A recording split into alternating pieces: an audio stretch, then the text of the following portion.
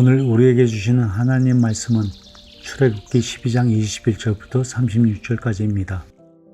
모세가 이스라엘 모든 장로를 불러서 그들에게 이르되 너희는 나가서 너희의 가족대로 어린 양을 택하여 유월절 양으로 잡고 유술초 묶음을 가져다가 그릇에 담은 피에 적셔서 그 피를 문 임방과 좌우 설주에 뿌리고 아침까지 한 사람도 자기 집 문 밖에 나가지 말라. 여호와께서 애굽 사람들에게 재앙을 내리려고 지나가실 때에 문 임방과 좌우 문설주의 피를 보시면 여호와께서 그 문을 넘으시고 멸하는 자에게 너희 집에 들어가서 너희를 치지 못하게 하실 것임이니라. 너희는 이 일을 규례로 삼아 너희와 너희 자손이 영원히 지킬 것이니 너희는 여호와께서 허락하신 대로 너희에게 주시는 땅에 이를 때에 이 예식을 지킬 것이라. 이후에 너희의 자녀가 묻기를 이 예식이 무슨 뜻이냐 하거든 너희는 이르기를 이는 여호와의 유월절 제사라.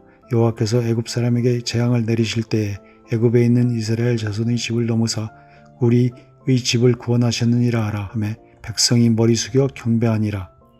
이스라엘 자손이 물러가서 그대로 행하되 여호와께서 모세와 아론에게 명령하신 대로 행하니라.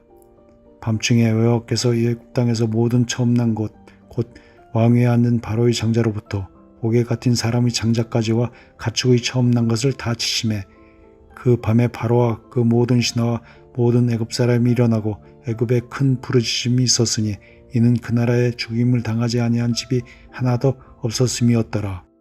밤에 바로가 모세와 아론을 불러서 이르되 너희와 이스라엘 자손은 일어나 내 백성 가운데서 떠나 너희 말대로 가서 여호와를 섬기며 너희가 말한 대로 너희 양과 너희 소돔으로 가고 나를 위하여 축복하라 하며 애굽 사람들은 말하기를 우리가 죽은 자가 됐도다 하고 그 백성을 재촉하여 그 땅에서 속히 내보내려 하므로 그 백성이 발견되지 못한 반죽 담은 그릇을 옷에 싸서 어깨 매니라.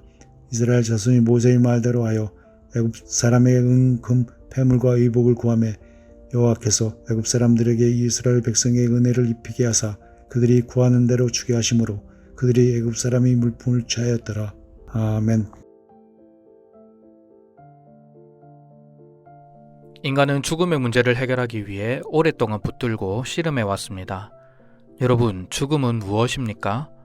죽음은 개인의 종말이자 인생에 딱 한 번 경험할 수 있는 미지의 영역입니다. 그렇기에 인간은 죽음을 생각하면 두려움과 공포를 느낍니다. 죽음에 대한 우리의 경험은 오직 간접 경험뿐이기 때문이죠. 내 주변의 사람들이 세상을 떠나는 것을 경험하기만 했지 내가 죽는다는 것을 생각해 보지는 않습니다. 그러다가 어느 날 문득 죽음이 내 삶에도 멀리 있지 않다라고 느낄 때 우리는 두려움에 사로잡히게 되는 것이죠. 많은 사람들은 죽음의 두려움을 해결하기 위해 학문과 지식을 의지합니다.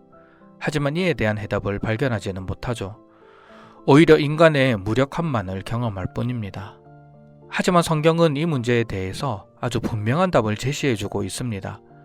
바로 하나님이 인간의 삶과 죽음을 주관하는 분이시다 라는 것을 보여주는 것이죠.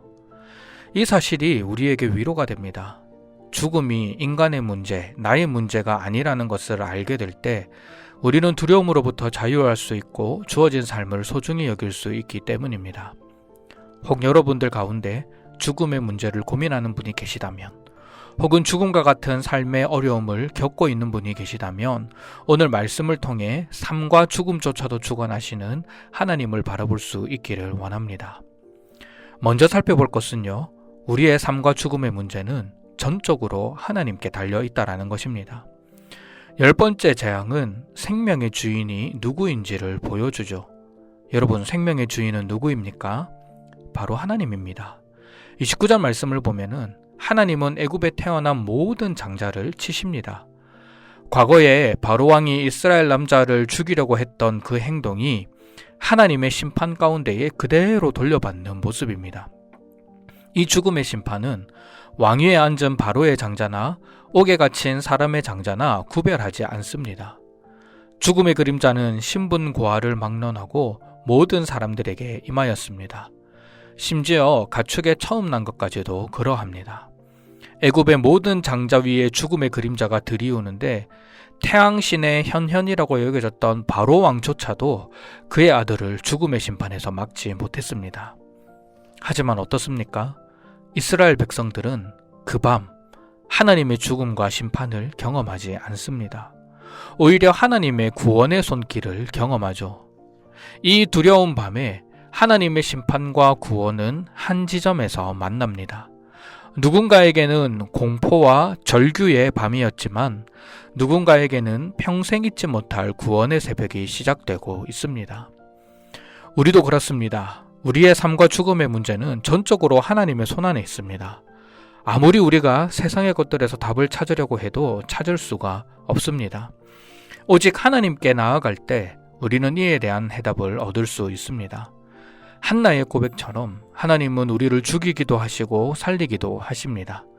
가난하게도 하시고 부하게도 하십니다. 당신의 백성을 낮추시기도 하시며 높이시기도 하십니다. 이 모든 사건의 절정이 무엇입니까? 바로 예수 그리스도입니다. 예수님은 이 땅에 오셔서 죽음을 향해 나아가셨습니다. 십자가의 사명을 감당하기 전날까지 아버지 앞에 엎드려 간구하였지만 결국은 나의 원대로 마옵시고 아버지의 원대로 하옵소서라고 고백을 하는 것이죠. 이는 삶과 죽음이 성부 하나님께 속했음을 인정하는 고백입니다. 그 결과 예수님은 죽음의 강을 건너야 했지만 하나님께서는 부활이라는 영광으로 예수님을 맞이해 주셨습니다. 우리를 돌아보기를 원합니다. 우리의 일상은 걱정과 근심뿐입니다. 우리에게 너무나 많은 일들이 일어납니다. 너무나 간절한 기도 제목도 많습니다. 상황을 바라보면 어떻게 됩니까? 마음이 낙심되고 온갖 세상 걱정과 근심 가운데 살아가게 되는 것입니다. 하지만 하나님은 우리의 삶과 죽음의 문제를 주관하십니다. 우리 삶의 모든 문제가 하나님의 손안에 있음을 믿음으로 고백할 때 우리는 그분의 날개, 그늘 아래에서 편안히 쉴 수 있습니다. 어떤 상황이나 환경이 찾아온다라고 할지라도 나를 붙들어 주실 하나님을 신뢰하기 때문에 일희일비하지 않고 하나님과 동행하는 복을 누리게 되는 것이죠. 하나님께서는 우리가 이런 복을 누리기 위해 한 가지 조건을 허락하셨습니다. 조건이라고 표현했지만 사실상 은혜입니다. 두 번째로 살펴볼 내용인데요. 우리는 피 안에 있을 때 참된 구원과 평안을 누릴 수 있습니다. 모세는 하나님께 들은 말씀을 이스라엘 장로들에게 그대로 전합니다. 너희는 나가서 가족대로 유월절 양을 잡아라. 그리고 그 피를 적셔서 문 임방과 좌우 설주에 뿌려라는 것입니다.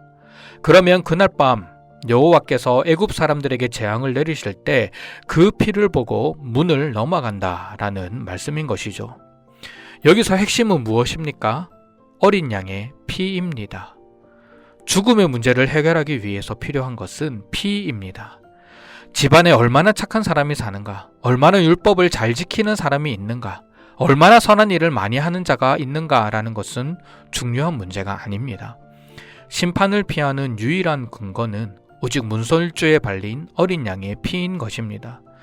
피가 발린 집안에 있는 사람은 구원과 보호를 받을 것이요, 집 밖에 있는 사람은 죽음의 심판을 경험하게 될 것입니다.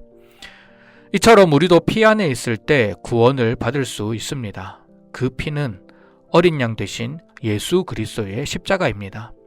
예수님께서 십자가 위에서 우리의 장자로서 대신 죽으셨기 때문에 우리는 하나님의 가족으로 살아남을 수 있게 되었습니다. 대속적 희생만이 우리를 죽음의 공포에서 자유롭게 하며 나에게 평안을 가져다 줍니다. 나의 자격이 아니라 오직 나를 위해 죽으신 주님의 공로 안에 끝까지 거해야 하는 것입니다. 때때로 우리는 이 사실을 머리로는 알고 있으면서도 삶으로는 연결해내지 못할 때가 많습니다. 나는 예수님의 십자가로 구원받았지 하면서도 실체 없는 죽음의 공포에 짓눌려 살아가는 경우가 있다는 것이죠. 때때로 예수님의 공로를 잊어버리고 내가 선한 존재가 되기 위해 노력하는 경우도 많이 있습니다. 하지만 성경은 저와 여러분들에게 분명히 선언합니다. 우리가 예수님의 피 안에 있을 때 참된 구원과 평안을 누릴 수 있습니다. 예수님의 대속의 피로 우리는 죄 용서함을 받았고 하나님의 자녀가 되었습니다. 이 사실을 매일 기억하며 감격 가운데 살아간다면 우리는 죽음의 두려움보다는 하나님께서 주시는 샬롬, 평안의 은혜를 더 깊이 누리게 될 것입니다.